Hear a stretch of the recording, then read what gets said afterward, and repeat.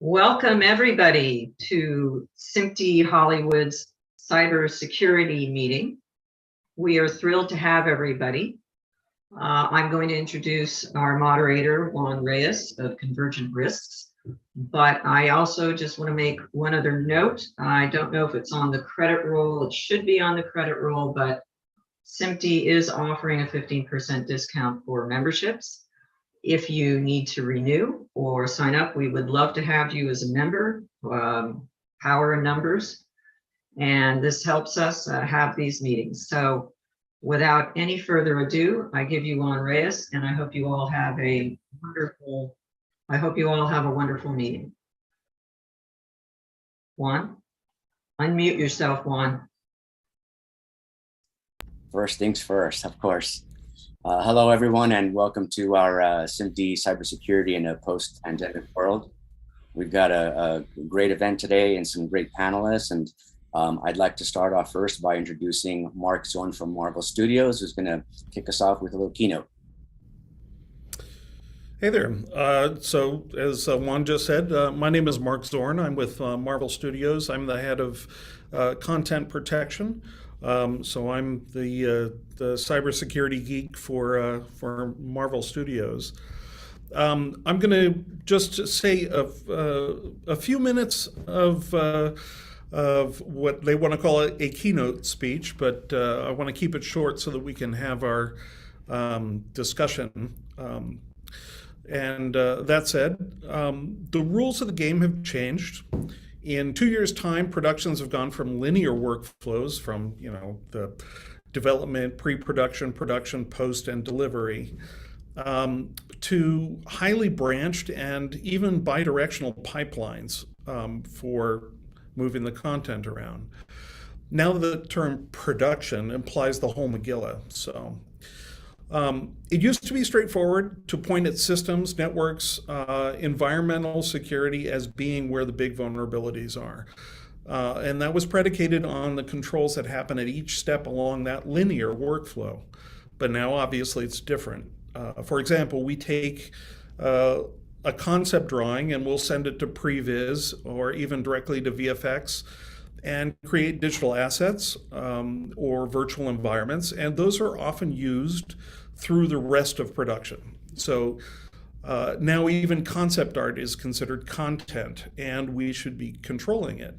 So basically any piece along that whole set of pipelines can be considered content. Let's talk about principal photography. For some reason, we're now limiting the number of people on the set, for some reason. We've cut up the set into zones, and we don't cross the streams. So now we're extending what we call the set with lots of virtual feeds. We don't really talk about rushes anymore, at least not since film and DI. We barely still talk about dailies now. Now we're using the term immediates to refer to collaboration that we're having in real time. We started to pipe a feed from the data card or the camera directly to editorial or color, which is often done remotely. Even the idea of a video village that we've come to know and love is becoming obsolete. Quite literally yesterday, I walked around a set and there were multiple stations with live feeds sprinkled around. A DIT had one in one area, a sound person in their own area, PAs and coordinators in another, cast and extras that were near set, waiting in the wings, had theirs. And in fact, there was a Zoom call and a remote editor in yet another station that had a feed. So we're delivering content constantly in real time from the set. And for people like me, the security geek, it's a nightmare scenario because I want to keep things secure. I want to make sure that the people that don't need a clean feed are getting a watermarked feed and that sort of thing. But try and tell that to people in editorial or color that they're going to get a watermarked feed. It doesn't go over very well, I can tell you. The bottom line is that production data and content has been shared in a lot of new ways in the past 2 years for some reason. We can't anticipate all the places that data and content will be used. So let's also talk about let's talk about the different vendors that we talk to all the time. We're contracting various aspects of production to companies spread to the four winds. They can be in any country or any time zone, and we won't be able to rely on facility or infrastructure security to be the primary way to control the security in these vendor environments. This is especially true as it applies to new workflows and the new kind of vendors that are now participating because they're doing things remotely. We have different types of workflows that we didn't outsource before that we're now able to outsource because of the remote technologies.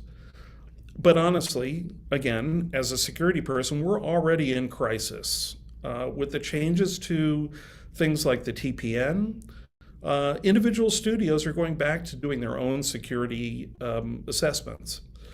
And frankly, vendor security based on facilities and the infrastructure is not going to be sustainable, not for much longer anyway. So the data must be protected wherever it exists. If it's, in your own data center, that's great. But if it's out on the cloud somewhere, or if it's at a vendor or something like that, we need to be able to make sure that it is encrypted before we transfer it and not while it's being transferred. We encrypt it, we give it, we build in the authorization and the encryption that needs to be there at every step. And honestly, that's going to be the vision of the future, where we can pass data freely without regard to the infrastructure and the environmental security. So we're really shifting that whole set of workflows and that whole focus of where the security is going to be. But we're going to start today's discussion around the current challenges. Where are we in this kind of intermediate step between doing things in the traditional linear way based at the studio versus highly collaborative and out in the cloud or out with lots of different folks. And we're going to try and map some of those requirements just as they boil out with the questions and the conversation that we're going to have today. So that's basically what I have to say to kind of frame the conversation. You can call it a keynote if you'd like, but now I think I'll pass it back to Juan and let's get the panel started. Hey, Mark, thank you so much for that introduction.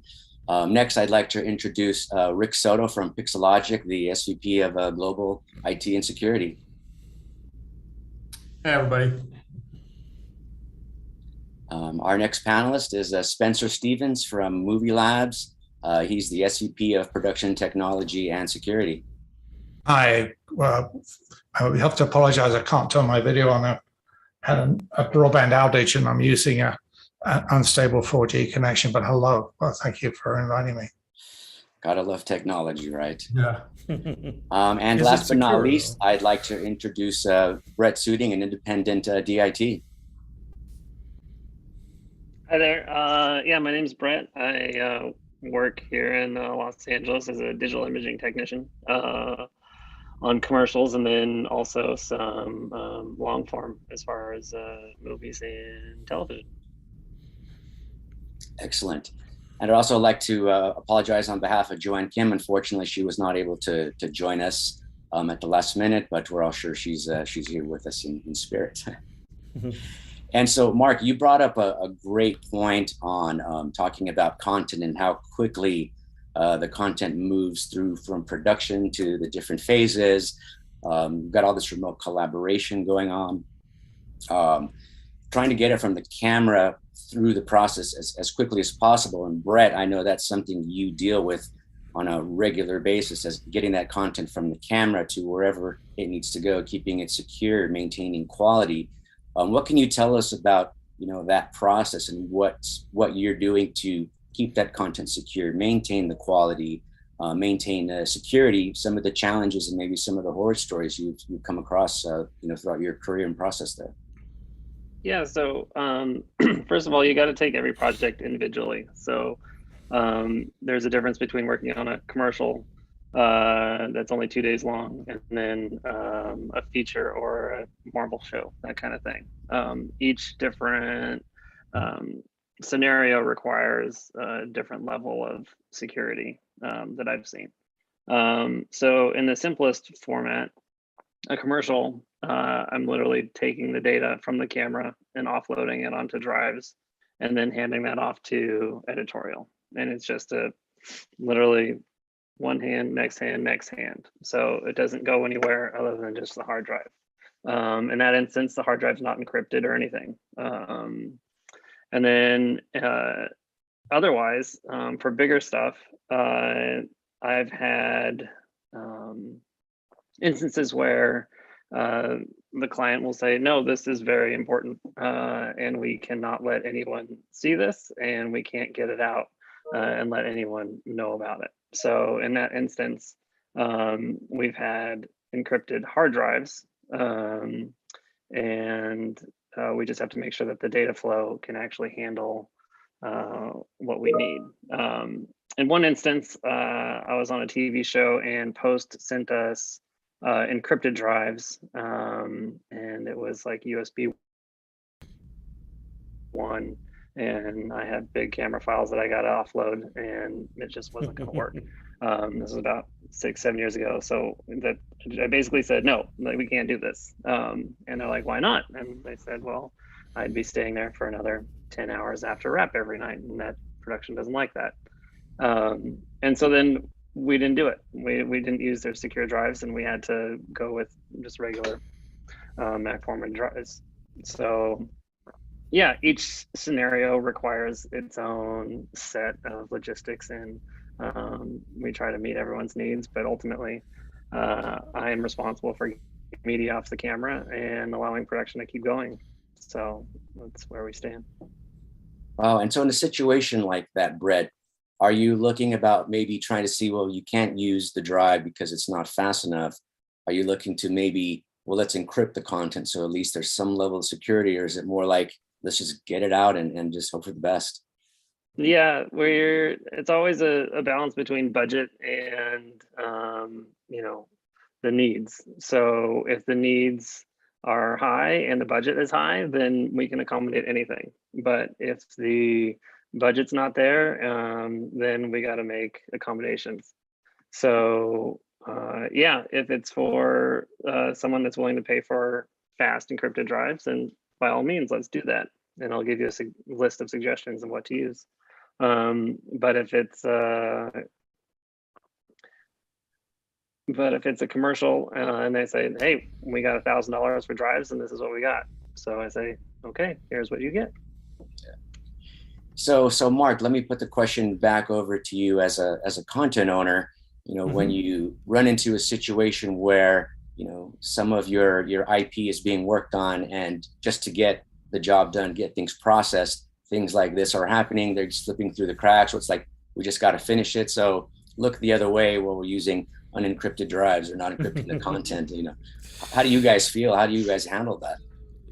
Well, as a content owner, and I can't really speak for my studio because I've been told I'm not supposed to, but generally as just somebody who's in charge of security for a production, a lot of times I'm called in at a moment's notice to kind of make a judgment call about, hey, is it better to get the content where it needs to go, or do we go through all of the security steps, and is the risk low enough that we can just ship it, or do we require someone like Brett to stay extra 10 hours and pay them double overtime to make sure that everything stays secure? And a lot of times, you mentioned the possible horror stories. Well, we've had enough of them that I tend to default to doing things securely. And every studio has to kind of make the decision for what's acceptable risk versus the consequences for losing or leaking whatever their content is. For a studio like the one I work for, that risk, we're very risk averse. So we go the extra mile to make sure it stays secure. But that may not be true for other studios. And I think if you were to pass that on from, say, a content owner over to a servicing facility such as, PixLogic, we take security extremely strict as well with our security program. And we always try to go that extra mile as well. I think anybody tries to go that extra mile these days, right? To really tracking like a chain of custody of those assets. That being said, either on a physical drive or a digital transmission file that's coming over into an environment within our facility. So, taking those extra steps of making sure that those assets are actually secure, they're scanned for any type of malware viruses, and before they go into any type of production infrastructure network. So I fully see where you're coming from there. Juan, before we leave this topic, we have a question that's really relevant to our discussion. Somebody's asking if equipment vendors are providing enough in-camera encryption help or transfer security at the front end. Maybe that's something, Brett, that you'd like to address first. I haven't seen anyone try to do encryption in the camera. Unfortunately, I don't think that's a good idea. We want the camera to be working 100% of the time, and we always want to be able to get the data off the mag.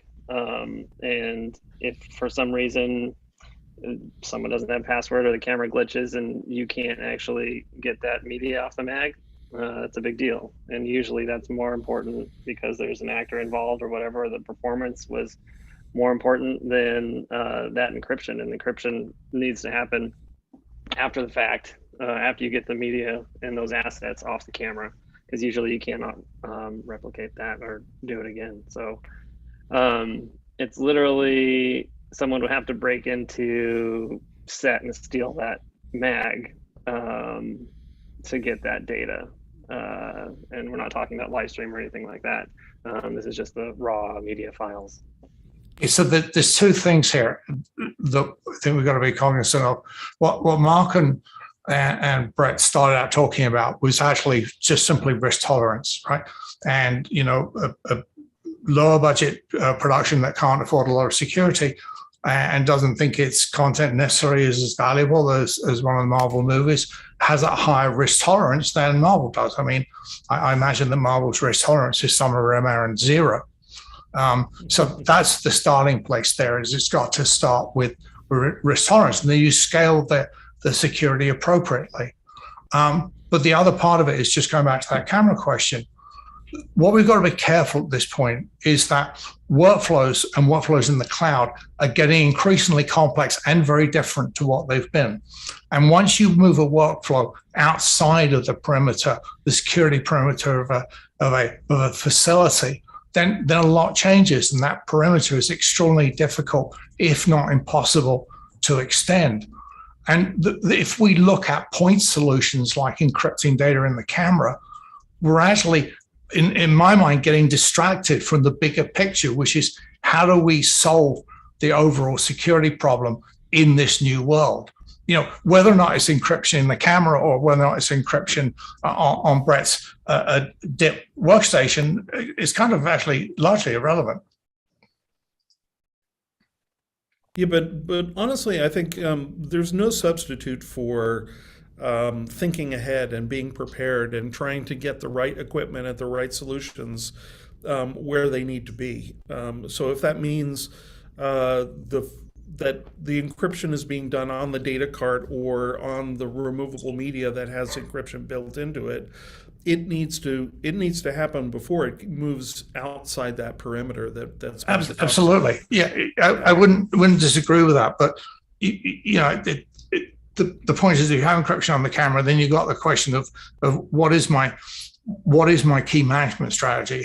If I'm encrypt on the camera, then I really don't want to, in my view, you encrypt at the camera, whether on it or next to it, and you don't decrypt until you actually want to use that content. But the point is that requires a key management strategy. Otherwise, you've encrypted something and, hey, where are the keys? I can't decrypt it. Yeah, you start getting into a fine line of creativity versus security, or is it creativity with security? How do we make sure that it would simply have to integrate the security and the whole security architecture into the workflow in the same way that writing software is going from DevOps to DevSecOps. We need to do the same thing here. If we rely upon externally the security imposed externally to the workflow, we're going to end up a lot of unhappy creative people. And I've seen it lots of time where the A-list talent does not want to follow the security rules, and you end up with somebody putting the dailies and hand delivering them to them on an iPad and taking the old one back. So I mean, we've got to get security to the point where it does not interfere with the creative process. No, absolutely, 100%. And there's so much that's going on, as part of the production. Then you get into areas like, Rick over at Pixelogic, where you guys have facilities around the world are working on the content. What are you guys doing in regards to keeping things secure across all of your facilities, across the use of the cloud? I mean, what are the things that keep you up at night, worrying? Well, I mean, we still took the approach to really tier our infrastructure, right? Even being within, a hybrid role of, employees working from home and employees still being on-prem. So anything that became like a tier 0, tier 1 type of workflow still continued within a facility environment. We did adapt into some AWS workflows, leveraging like, Amazon Workspace, having like Bastion servers involved, just pixel streaming capabilities where we were doing multi-factor authentication, and really, not allowing anything that was like super secure with our, content owners, which we still remained on-prem to do any of that work. We still, of course, have the segregation of our infrastructure and our networks from like, anything that would be transmission of content coming in, content going out, would remain within like a DMZ environment, as well as, having your day-to-day corporate network and your production network where anything, high security titles would continue to be done. And of course, the watermarking of assets that get completed, proxy files, et cetera. So that's really the approach that, we've continued to work with. I know there's a lot of change happening within our industry in regards to what's acceptable these days versus what was acceptable, right? I feel like, during our whole COVID pandemic, there's been quite a bit of loosening of those security protocols. We continue to keep it, as tight as possible, but in order to adapt and service, I mean, a lot of changes have been made, which have been very, very interesting. So, yeah. Yeah, and of course, Mark, looks like you've got a comment there. Well, yeah, and I just wanted to say that that's one of the things that I'm trying to take as much of an active role as I can, and really push back on all the software manufacturers and all of the people that are participating in this whole conversation, to build in this security so that, as Spencer said, that it's woven through it, rather than trying to convince people to learn the security technology. It's really got to be kind of built in and baked in a way that it's just part of what they're doing. That way they don't have to think about the security and how it works and how to integrate it. So yeah, I think that's going to be the key. Is we have to make it easy enough to use that they don't have to think about the security like you would, the keys to your car. You have the security built into the car, but you don't buy the car because of the security. Yeah. There's been a lot of emphasis, obviously, in cloud security, keeping your content secure in the cloud. Last week at the HPA, Richard Berger made a comment, what are we doing about security in the cloud workflows? Yes, the content is secure, but are the workflows secure? Does anybody have a comment about that? Worrying about the workflow, worrying about the different tools, worrying about what is it that actually has access to all of our content in the cloud? So, I mean, I think there's a couple of things about this. Movie Labs published a while ago a set of recommended practices for companies that are using a hybrid cloud model. And what we mean by that is they're using cloud, but everybody on it is an employee or maybe a few contractors. And that really, in doing that, and we did that, as part of the fact that TPN has changed a lot. In writing that, what we realized was that actually one of the biggest problems with assessment is that everybody's doing security differently. So you can only assess it against these end controls. But if you believe, like I do, that compliance is not security, you really want people to all be using the same model, the same architecture to do security. So you can actually compare what they're doing at a much deeper depth, not just the level of controls. But the second part of this is when we expand the workflows and we start getting people from different organizations, in production, there's a lot of subcontractors. At that point, that's when we believe there needs to be a different approach to security.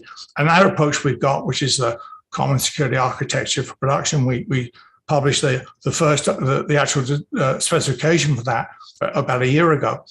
But the point is, what it's also doing, probably coincidentally, actually, is it's following what's now become a gathering trend to go to zero trust architectures, because people are realizing that the security perimeter is failing even within the premises. But more importantly, when you go into the cloud, it's failing. And if you want to know why I think it's failing, is that if you're using perimeter security, you should or hopefully do put a lot of logging and analytics in there to look for intruders. Well, if you think you might get intruders, you actually don't have 100% faith in your perimeter. So moving to a situation where you don't actually need to trust the network, which is the case with the zero trust model, that's what goes to the future. And we've built CSAP around a zero trust model. We've built it specifically to be integrated into workflows, because one of the first principles of it is that security should not impact the creative process. Juan, let me insert a relevant question here. Somebody's stated that this whole area of cybersecurity seems a little bit like the Wild West, and wants to know if there are initiatives underway to standardize a solution to solve these problems.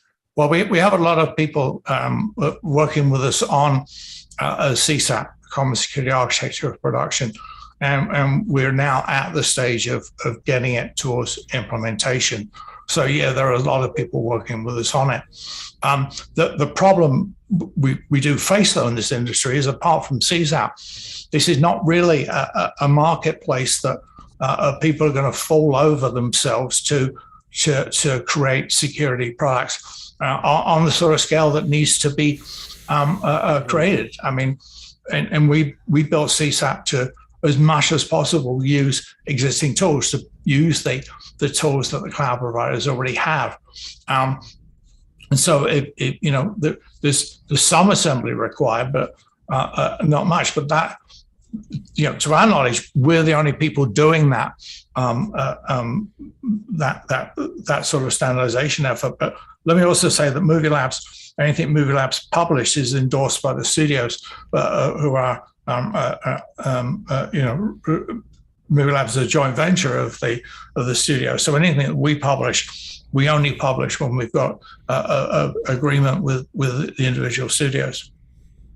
Yeah, we've got CSAP, and then of course there's the TPN guidelines, the MPA best practices. Each studio has their own guidelines, which may be on top of that. Then you've got NIST and ISO requirements. There's definitely a lot out there that the vendors, the production, all need to be aware of and try to follow best possible to keep the content secure.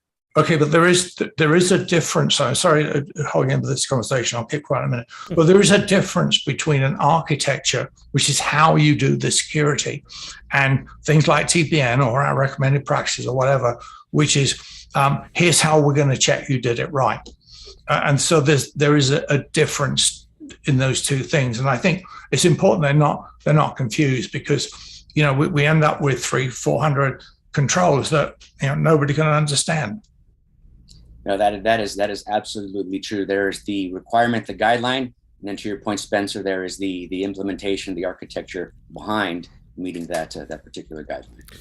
Yeah, and I want to leap in here because I deal with literally thousands of vendors, and trying to negotiate with them to put in the security controls, either the MPA best practices or the additional things that certain studios want.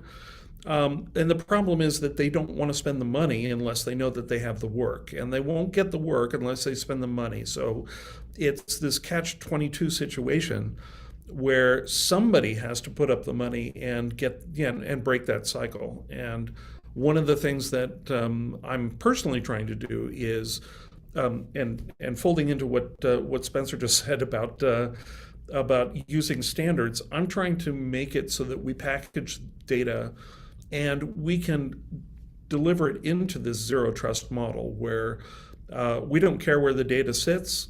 When it is opened, we get telemetry that says where, who opened it and when, and were they authorized to use it, and all of that. And that can be kind of leapfrogging a lot of the individual controls that are so hard to assess against. If we can set it so that the data protects itself and it reports back when somebody tries to access it, that you can skip a lot of the other steps in between. Or should I say, we're addressing it from a very different perspective. Yeah, but definitely. Totally agree with that. That's exactly right. Yeah, I mean, for myself, I've done well over 200 security assessments over the last several years, and I've seen it all. And to mirror what you were saying, Mark, a lot of these vendors are like, well, how can I implement that if I'm not getting that much work to justify that particular cost? But even some of the basics, things like organizations not having a firewall or using the same computer for all of the production work and content transfers and email and internet access. So there's some. It can be kind of the wild west over there. So it can be a little bit scary. But then you get all the way to the other extreme where we start talking about zero trust, and how feasible is zero trust? What does that do for the work from home environment, the remote collaboration, and again, dealing with creativity, efficiency, speed, zero trust. Anybody want to comment on that?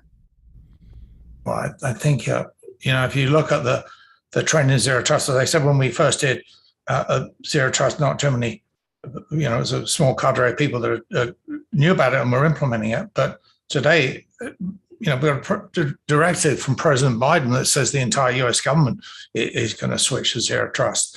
So it's where we're going. And there are increasingly not a great number of tools that will support it. And you can find tools on all of the major cloud providers that do it.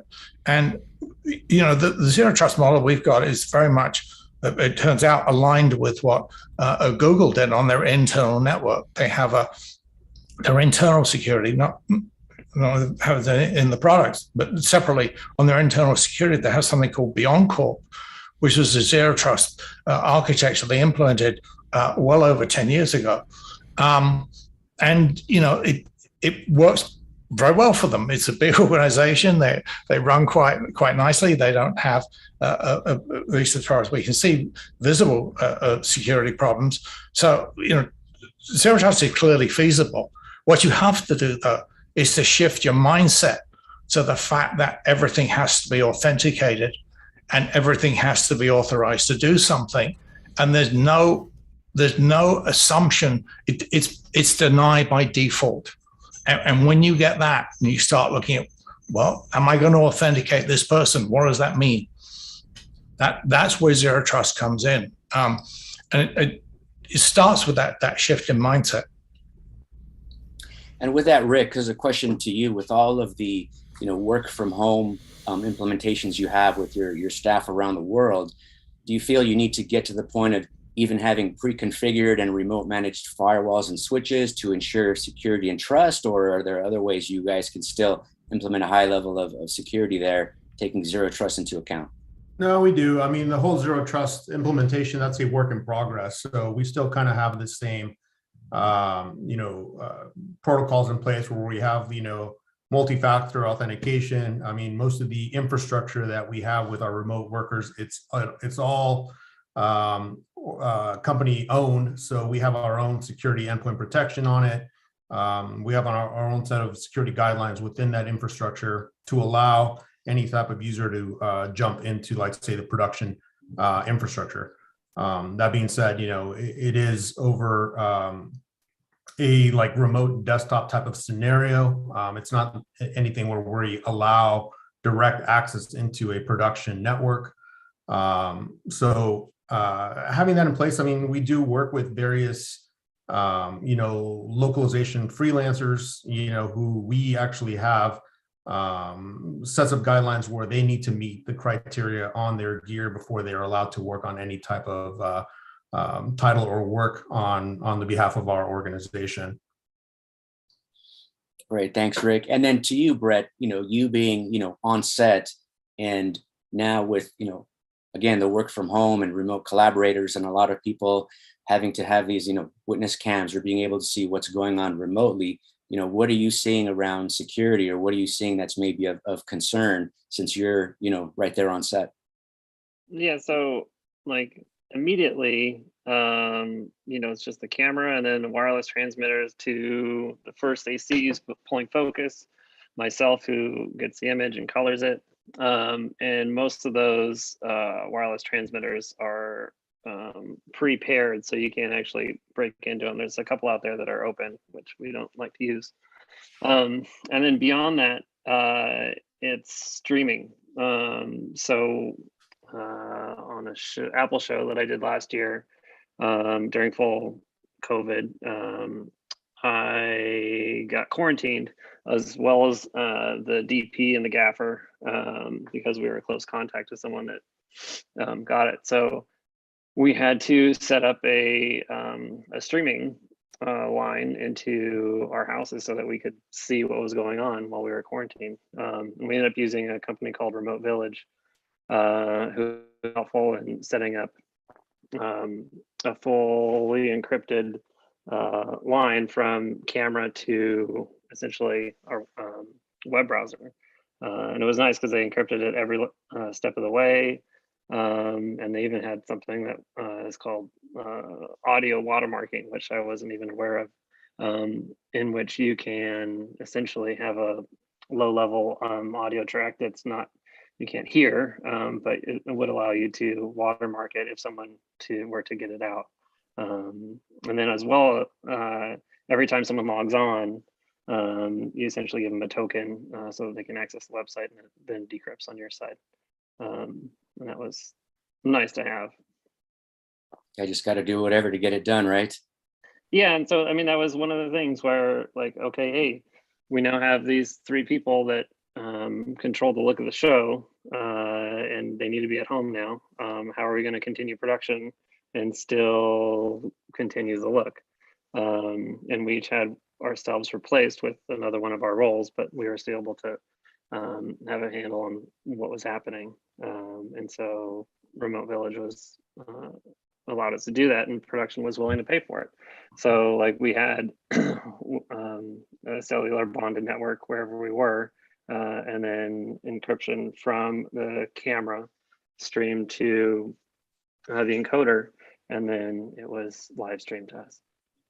And so, Mark, when you hear of a production happening, and then all of a sudden you've got this fire drill where things have to change, and other vendors got to be brought in, some type of implementation like this, what is your concern? Is there like a risk assessment that needs to happen, or what do you go through as part of that process to still have the production continue and get done on time? Well, as I said before, there's kind of no substitute for having thought ahead and pre-vetting alternatives to the way you're currently doing it. So if you have some remote software that you've discovered that there's a security hole or it's not performing or that sort of thing, we need to have an alternate in our back pocket and say, okay, solution A is not working or has a problem or we lost the keys or something. We have to have something ready to go that can displace it. And it's very similar to doing business continuity analysis, where you're really kind of deciding you have redundant links and you have redundant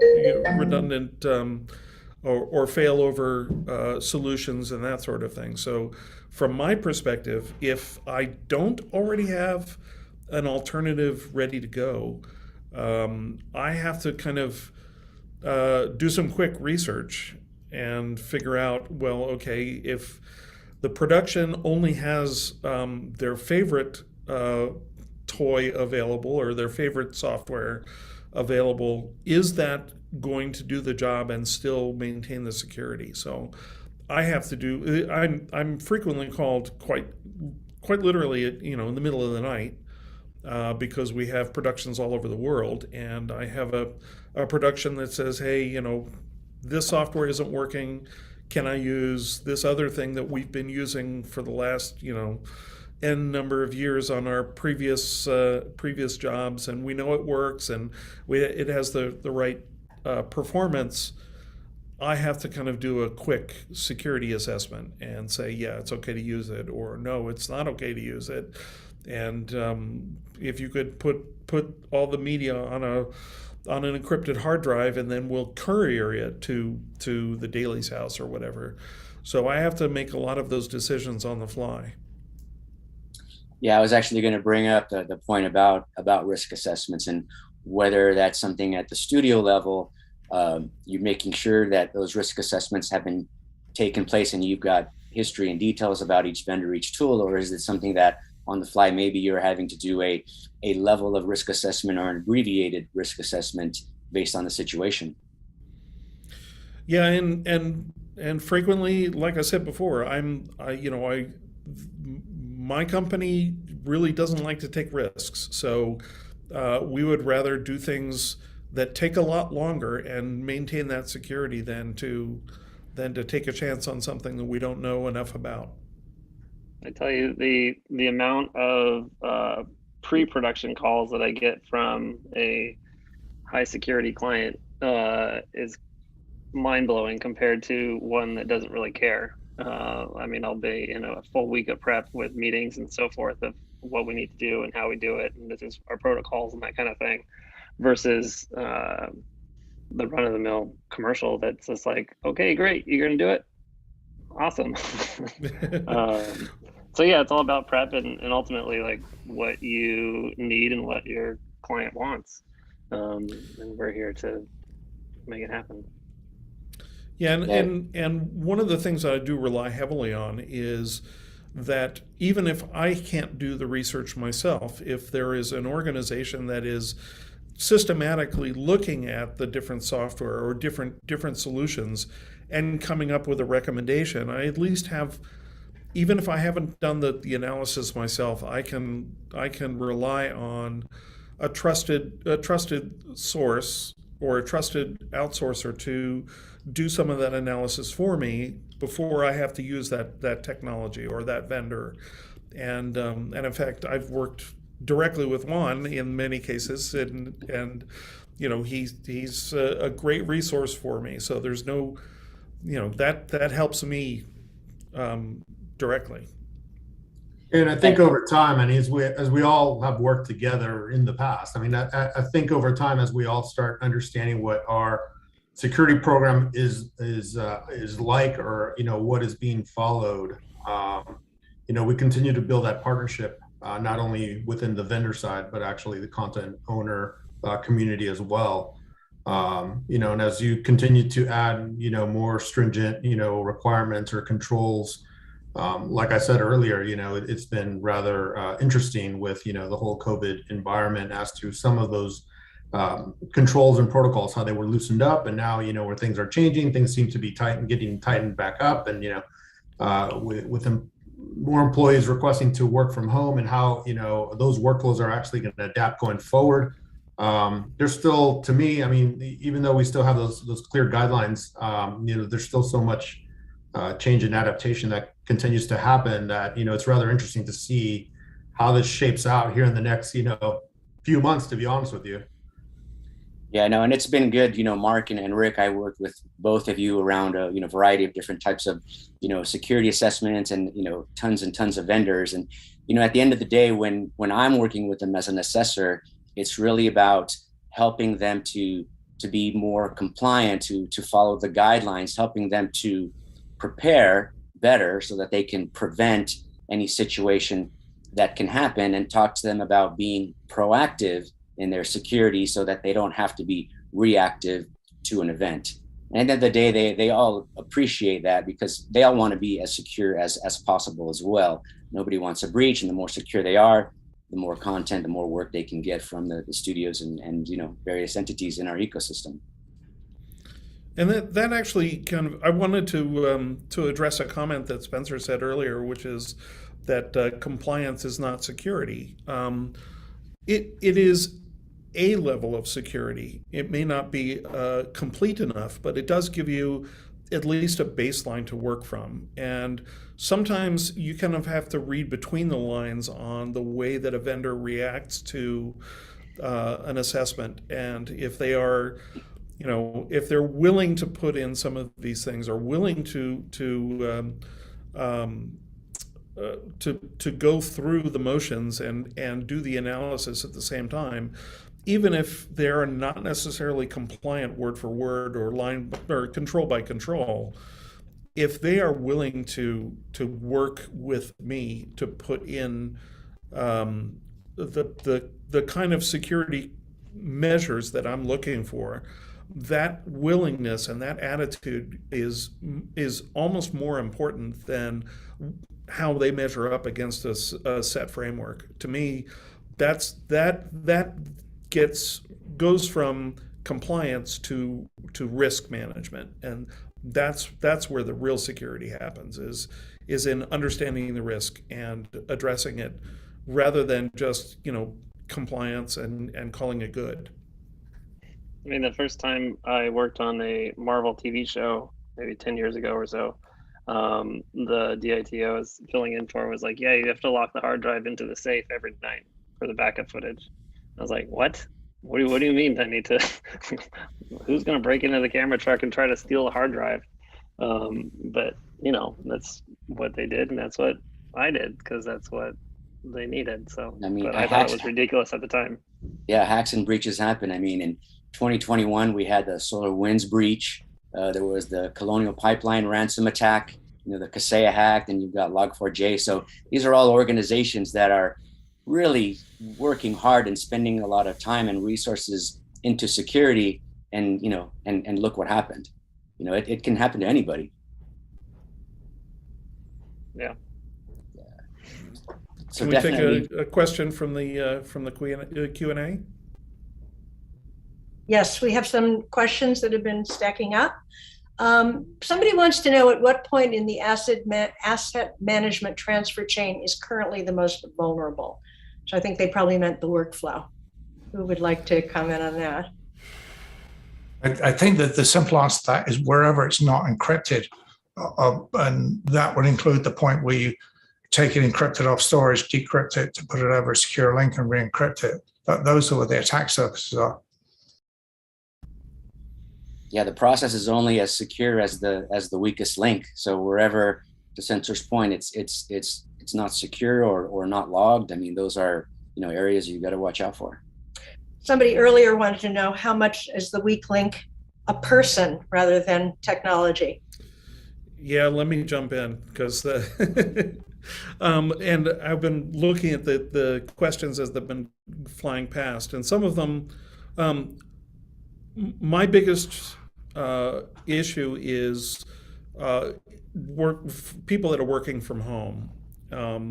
And because of the pandemic, so many more people have to work at home. But I think that there's this huge yawning gap of the security that it's being closed now over time, but as we were forced to work from home, the solutions that enabled that were not very secure, and they're only now getting to the point where they're secure enough that we feel confident in letting people do the remote work with the high security stuff. But the problem isn't the technology. The problem is in that endpoint environment, when they are working at home. That's where that's kind of the dangerous situation is does the family member have access to, see what's on the screen when dad's working on a, a visual effects thing, or if mom's working on an editorial, or, any number of things. We want that environment to be at least secure enough that the people working at home are taking it seriously and keeping their family out, or making sure that somebody can't look in their window while they're working, and that sort of thing. So we, in an effort to kind of address that, we have basically said we don't want the content to ever exist in that remote environment. The content itself has to stay in the central place, and only a remote desktop gets delivered to the home environment. So somebody can't, offload it onto a thumb drive or something like that. Now that doesn't keep them from walking up to a screen and taking a picture and then posting it on the internet. We've actually been victim to that. So that's one of the things that we're really very, very careful about, is at least to make sure that the people that are working at home understand that we are extending a level of trust to people working at home, and not just simply saying, well, it's remote, so you're good, Well, Mark and anyone else, have we seen an uptick in these in hacking and problems during the era of COVID? I would say yes, because like I said, at least toward the beginning of COVID, when the operating environment was radically different than what they were used to, so the security to secure that environment lagged long enough that people took advantage of it. Okay. Anybody else have a comment on that? I think there's, traditionally with content security and production, we've worried about the exfiltration of data, the images and the audio and the proxies and things like that. But I think what we've also got to consider today is there's becoming extremely large number of ransomware attacks. And if I attack a small vendor and I hold them, because I pick on them because maybe they're not quite as skilled in security as Mark's team, and I pick on them and I manage to, have a successful ransomware attack. The people running the ransomware attack know that vendor is working for a major studio that's got deep pockets. So we need to understand that the way the threat actors work is not just simply trying to get hold of the content. There are all sorts of other vulnerabilities in the thing, and disrupting the workflow is maybe very lucrative for them. Okay, Juan, is this a good time to ask a couple more questions? Absolutely. All right. Somebody's asked whether anyone can comment on the NVIDIA hack, whether it has prompted them to think of new variables or impacted virtual production shoots or other media creation right now.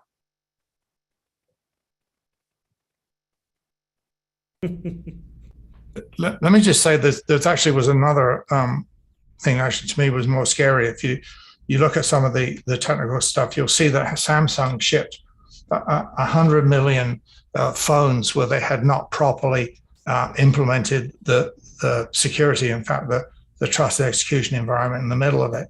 And I think, we've become so dependent on these bits of hardware where we sometimes don't realize they pose a pretty significant attack vector. And, then you have to get into the fact, well, what happens if I don't trust my GPU? What do I do about it then? That, to some extent, that becomes part of the zero trust model. And, maybe the only way you can do it is to contain the scope of a hack that could come that way. Mark, you had a reaction to the question about NVIDIA. Would you care to share? Not really. I mean, I was just kind of smiling because a lot of the visual effects vendors, at least when I think of NVIDIA, I think of visual effects, but a lot of them are based on their CPU, and they really are not as dependent on the GPUs. So I kind of smiled because I remember having an argument with a visual effects developer about whether GPUs are better than CPUs. So it was more of an inside joke, to be honest. So well, I know that was I more know my reaction.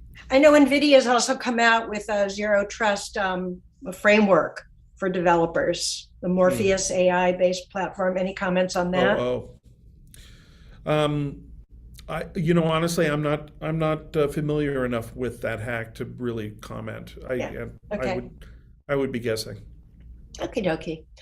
Somebody has a question. If there is a high demand, this is a good question for you, Juan. If there's a high demand for security consultants with production companies right now, and if so, what qualifications are they looking for?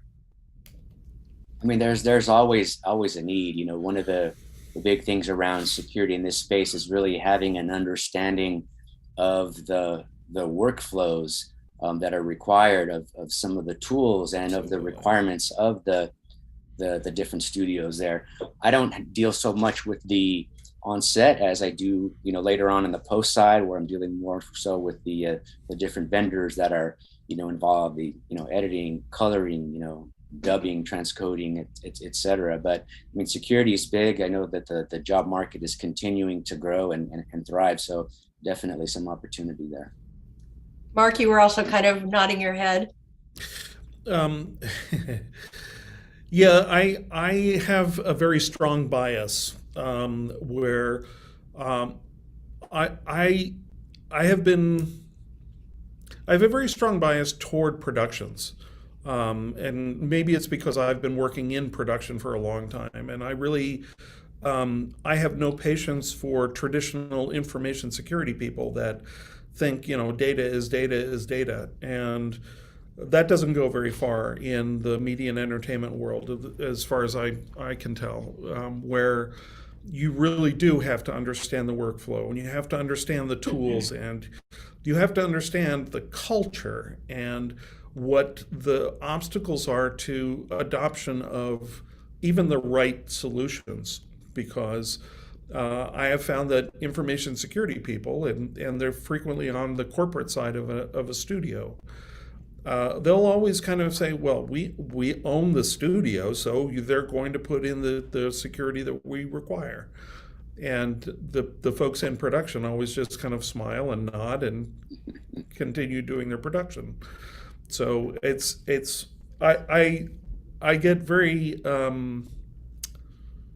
I don't have patience with people that don't understand what production is about.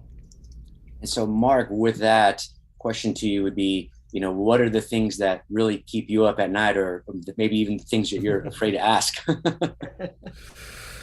Oh boy, this question has come back to haunt me, because I believe this is the question that I posed to you. So, for this panel, the thing that keeps me up at night is the people that are not willing to talk to me. Because they see me as security, so they see me as somehow an adversary or somebody that's going to get them in trouble, and that's totally opposite to the way I approach security. And my biggest gains are when I can understand the person's or the production group's requirements, and they build trust, and they will ask me to help them find a solution. So the thing that keeps me up at night is who's not talking to me, who is not having the conversation, even if it's just to check to see, where do we have problems, and is this something I need to worry about, and that sort of thing. And I think I'm very lucky at the moment because I'm working in an environment where I have been building up those relationships, and I'm doing pretty well now, or at least it feels like I'm doing pretty well. But what keeps me up at night are the other folks that don't want to talk to me. And Brett, with you being, on set, I'll pose the same questions over to you. What keeps you up at night, and what are you afraid to ask? What keeps me up at night? I don't know. I try to keep stress to a minimum. So you try to do my homework before the job rather than during the job. I think it's really just setting up the right workflow for the right situation. Like I work with clients that require one workflow, and I keep saying this, but like if you get it set up right, then it can all go well. But if you don't, and you don't set it up, then who knows what can happen. But yeah, I think I was laughing like about what you were saying, Mark, about how it's the people that you don't want to talk to you. And I think that's funny because usually you see security as like, oh, stay away or whatever. But no, once you can make friends and once they realize what you need and you realize what they need, that's when it all kind of comes together.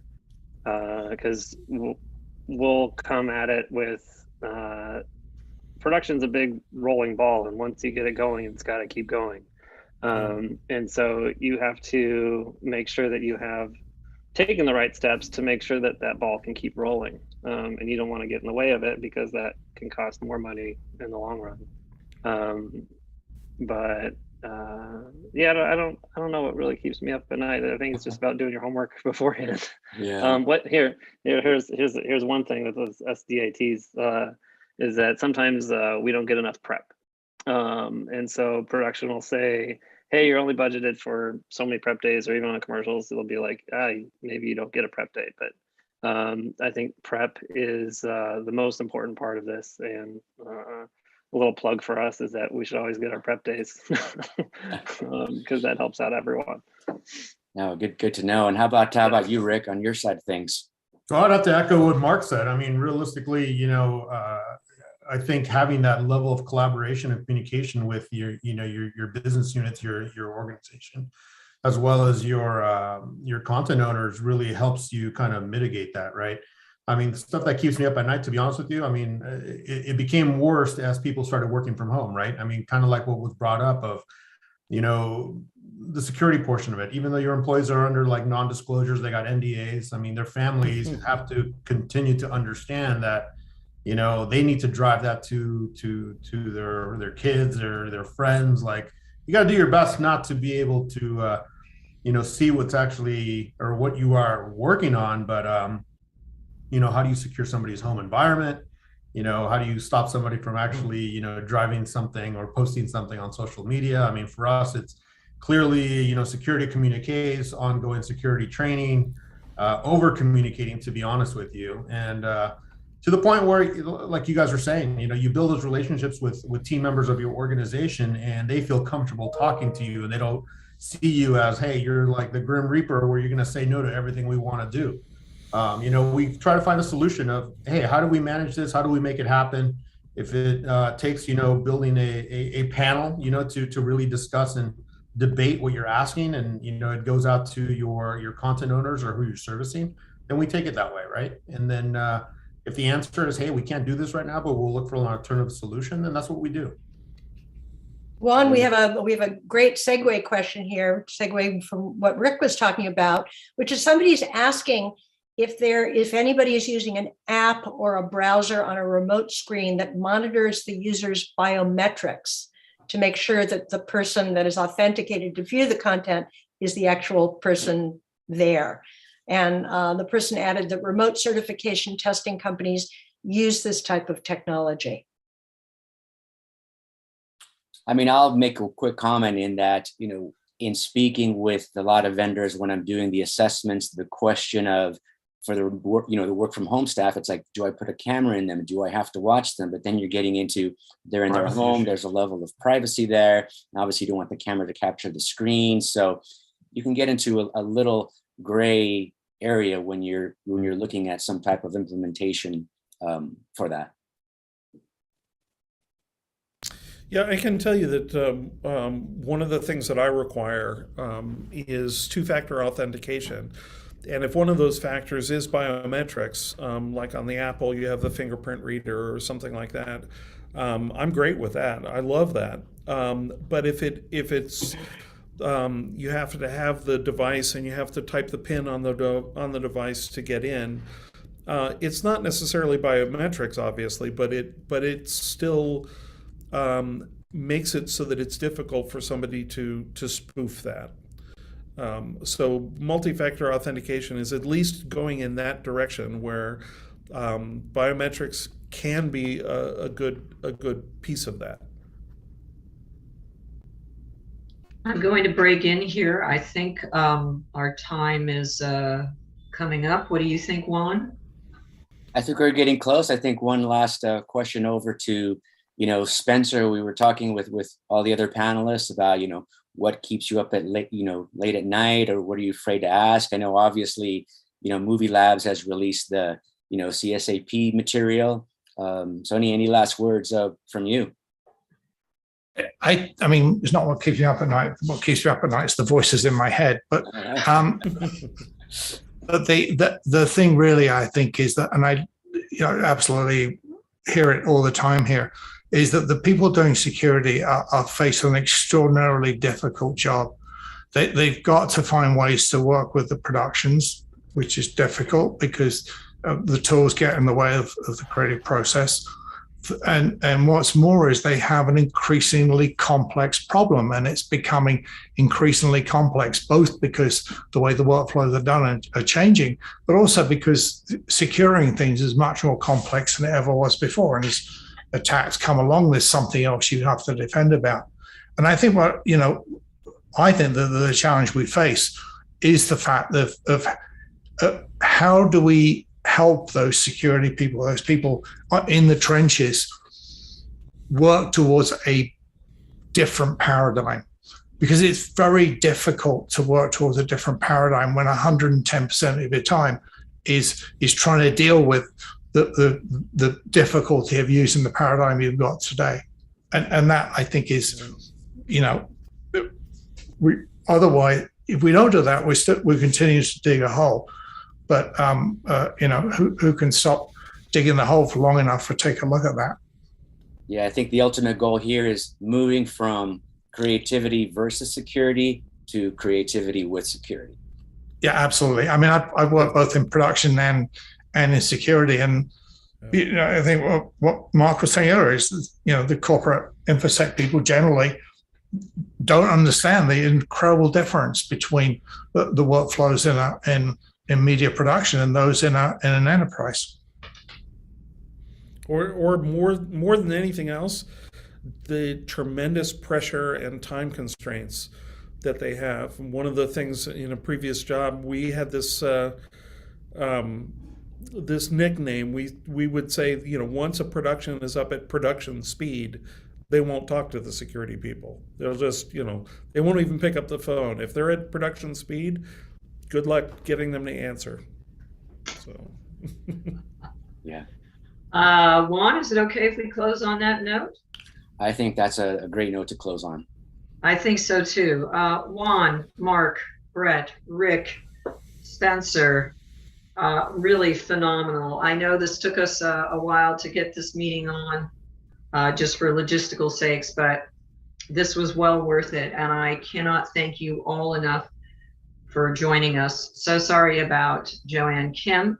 I also saw that we had Annie Chang on for a while, which was very, very nice. She's no longer on. And again, as I've said this ad nauseum, I'm sorry, but the attendees are as impressive as the panelists. And it is wonderful to have all of you join us at this time. Again, if you are lapsed in your SMPTE membership, we have a 15% off offer on membership. We'd love to have you all join. And also Deborah Kaufman, one of the producers. Thank you so much for breaking in on the Q&A. As always, you are brilliant, brilliant, brilliant. Spencer, I'm so sorry we weren't able to see you live, but great picture, great picture. So with all that, I believe our next meeting is going to be on IMF Explained, and we'll give you more of that as it arises. This meeting will be edited and it will be available to listen to on SMPTE Hollywood's website as well as YouTube. So with that, I hope you all have a wonderful rest of your day. I thank you so much for joining us. And this is Linda Rossner, Chair of SMPTE Hollywood, saying thank you so much to all. Take care. Thank you. Thank you, everyone, and thank you, panelists. Thank you.